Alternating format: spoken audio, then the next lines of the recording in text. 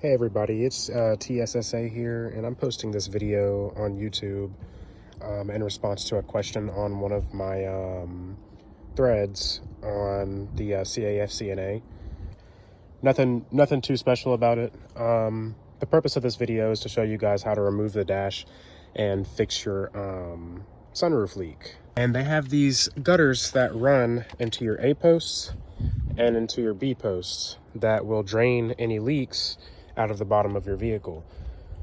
Those tend to get clogged sometimes, but some people mistake them for being broken. So they tend to shoot compressed air or feed trimmer line from a weed eater down those tubes, and they normally end up breaking something else and they don't realize it, and it continues to leak, and that doesn't fix their issue.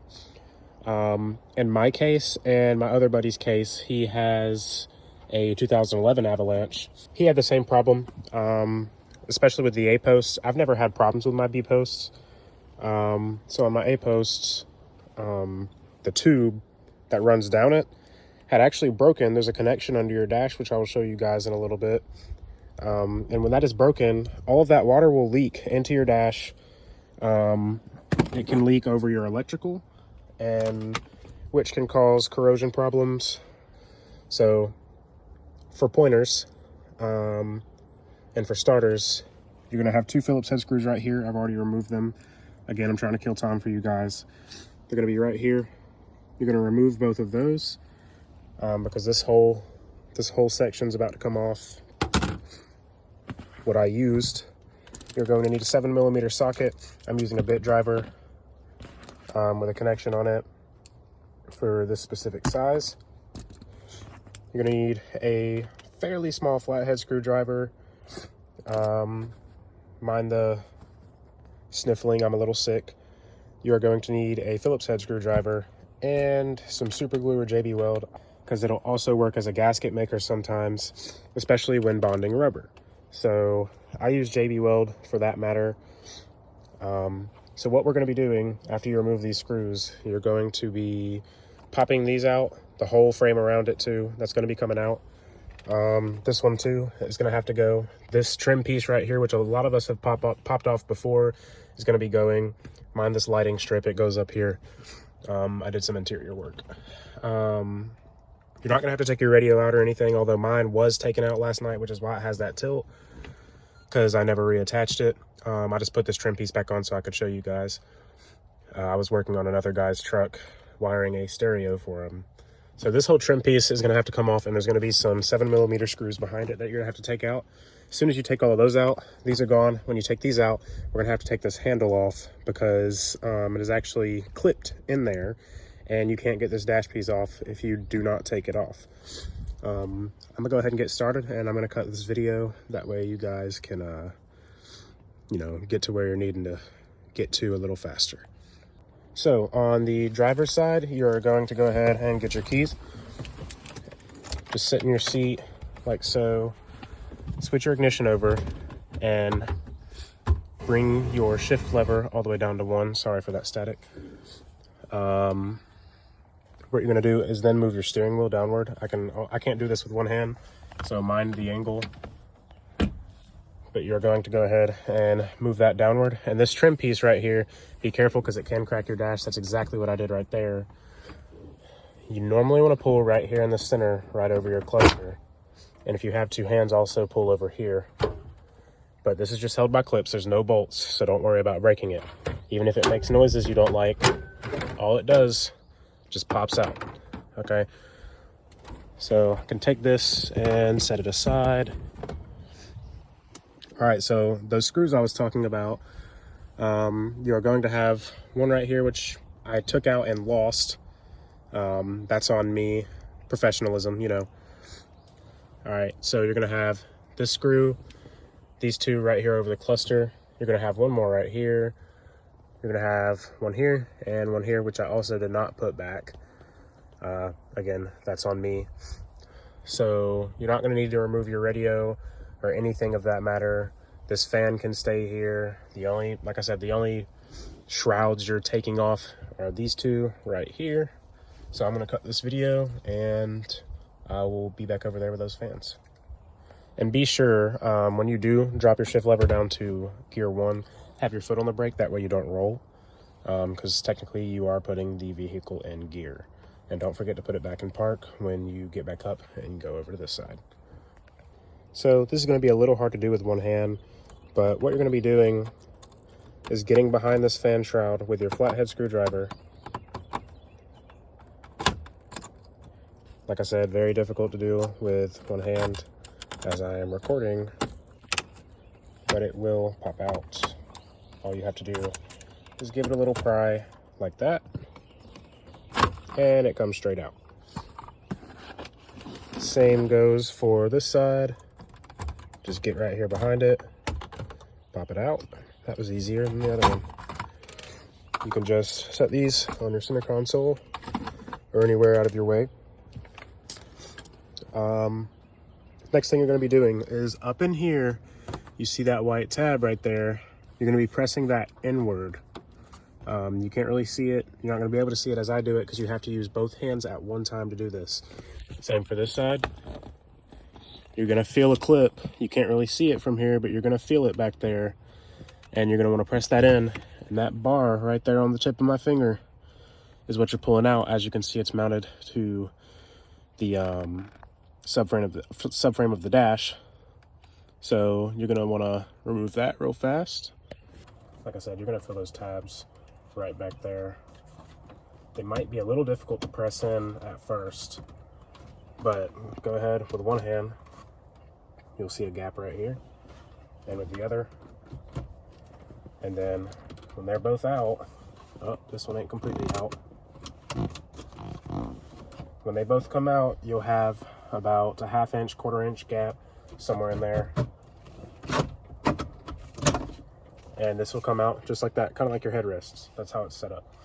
Then you can take your 7mm socket. Don't take out your fan or your vent. Apologies.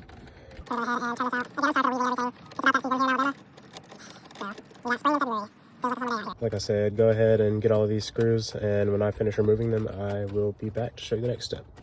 Next thing you're going to want to do is go ahead and remove your A-post trim right here. You will have to remove it on both sides, but due to my dash being cracked and I have a bracket issue back here, my A-post actually drops below the dash, so I won't have to take this side out. The side I'm going to be showing you is the passenger side because it is the exact same thing as the driver's side. I'm trying to save time here, like I said. And also, I know you see the screw right here. This screw does not matter for me as I have this crack here, so this piece will stay anyway. I'm going to have to get a new dash.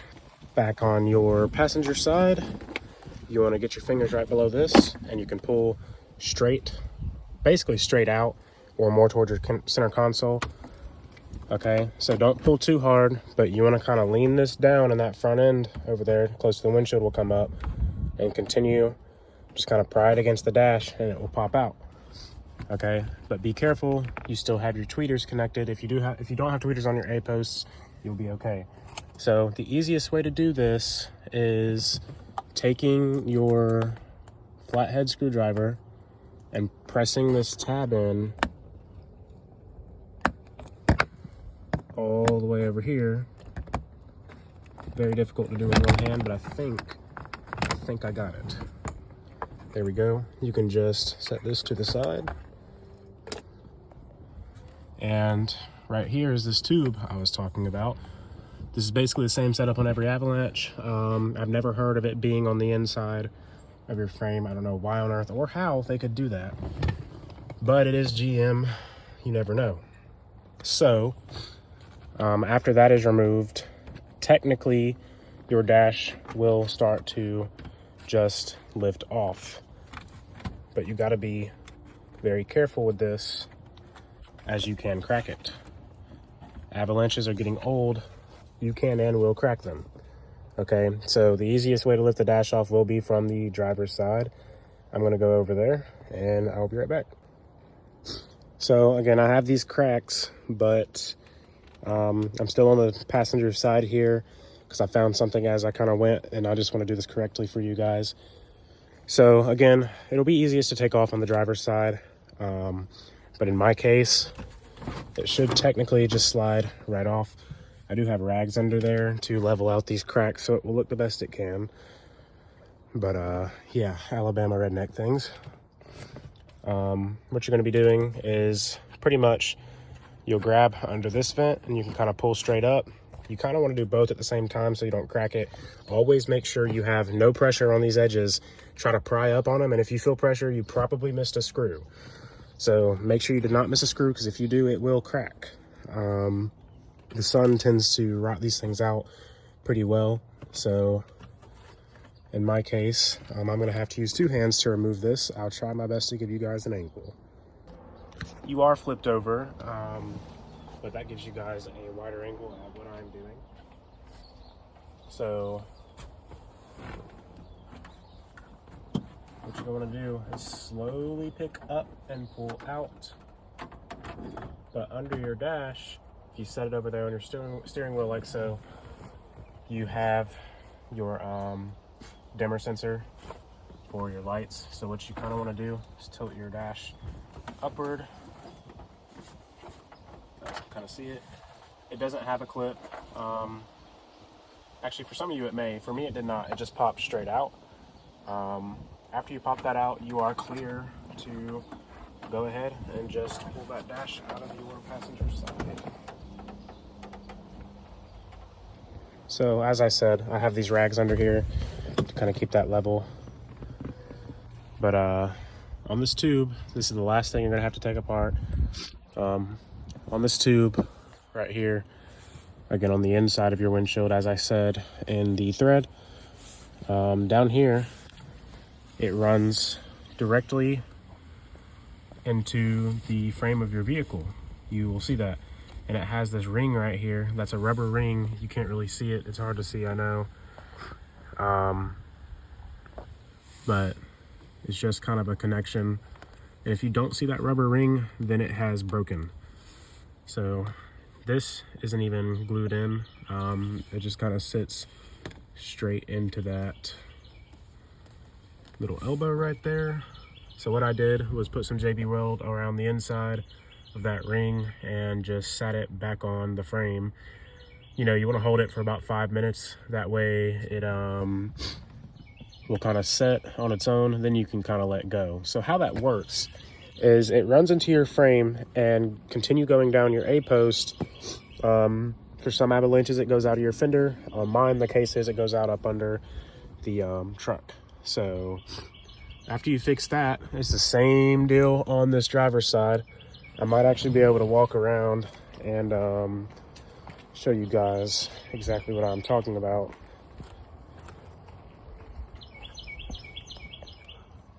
So same deal over here pretty much.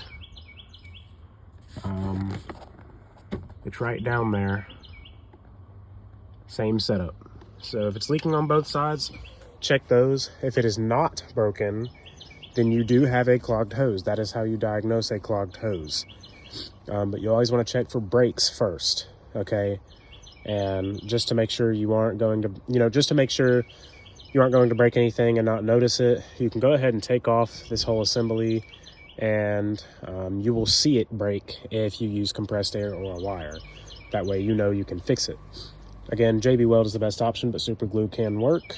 As far as the B-posts go, I've never had that problem, but same setup. All you do is pop off this trim piece, but these are way too hard to get off with just one hand. I'm not going to attempt to do that in this video. But it will fit your floorboard leaks. And if nothing's broken over here, and nothing's clogged, and actually a great way to check and see if it's clogged up there is that elbow piece over there that I was referring to. The way it popped out, how it's not glued. Just take the end of it off and blow up the hose, and it might blow the stuff back out over here. And if it does, just move your sunroof back. You will see the gutter, and you can just vacuum that stuff straight out. That's the easiest way to fix a clog, in my opinion. It goes the same way on a lot of other Chevy vehicles, Cadillacs. My grandfather has a Cadillac, same setup. That's how they tend to work. So again, these would be your B posts right here. These would be your C posts back here. Yeah, under these trim panels, there are those hoses. You might be able to see it. Not really. but it kind of just goes down under your vehicle. There is an elbow piece up here under this panel.